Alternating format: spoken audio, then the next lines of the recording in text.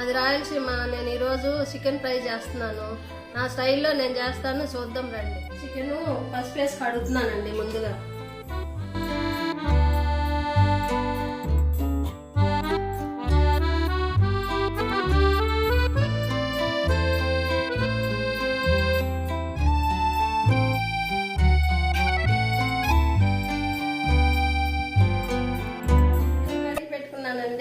పావు కేజీ.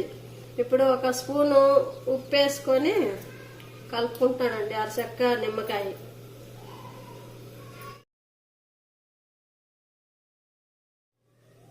పావు కేజీ చికెన్లో ఒక నిమ్మకాయ, ఉప్పు కలిపి పెట్టానండి.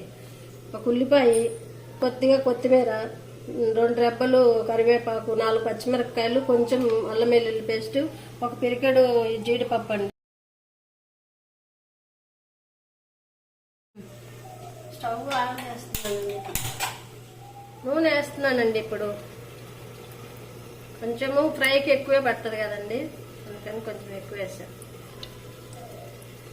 నూనె మరిగిందండి. ఉల్లిపాయలు వేస్తున్నాను ఇప్పుడు.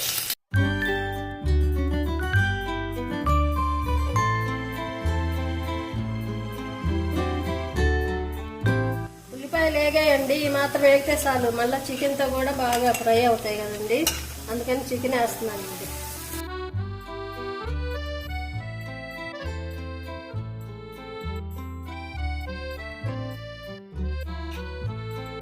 కొద్దిసేపు మూత పెట్టి ఉడికిన తర్వాత అండి అప్పుడు మళ్ళీ ఉప్పు కారం వేసుకోవాలి. మూత తీసానండి. నీళ్ళు వచ్చాయి కదా, నీళ్ళన్నీ ఇనికిపోయాక ఫ్రై కదా, అప్పటికి బాగా ఇనికిపోయాక అప్పుడు ఉప్పు కారం వేస్తానండి. జీడిపప్పులు వేస్తున్నానండి. జీడిపప్పులు, అల్లం వెల్లుల్లి పేస్ట్, కొద్దిగా కొత్తిమీర, కరివేపాకు కొంచెం,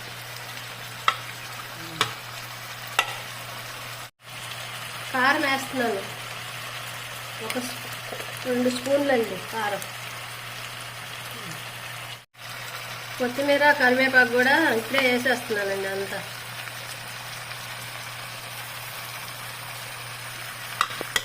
ఇప్పుడు బాగా ముక్క ఎరగకుండా బాగా కలుపుకోవాలండి.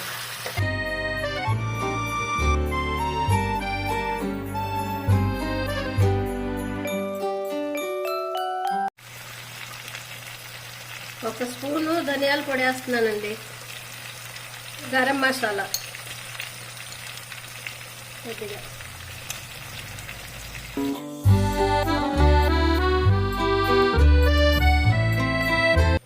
ఇప్పుడు అంతా ఒకసారి కలబెట్టుకొని మూత పెడతానండి. ఒక 10 నిమిషాలు అలాగా బాగా ఎగరాలి, ఎగితేనే బాగుంటుంది.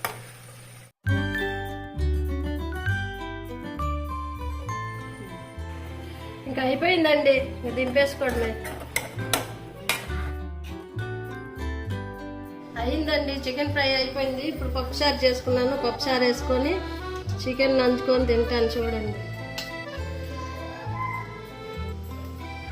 ముక్క బాగా ఉడికిందండి, చాలా బాగా ఉడికింది.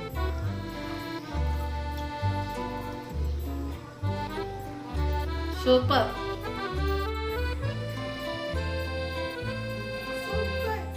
మా వీడియో నచ్చినట్టయితే లైక్ చేయండి, షేర్ చేయండి, సబ్స్క్రైబ్ చేయండి.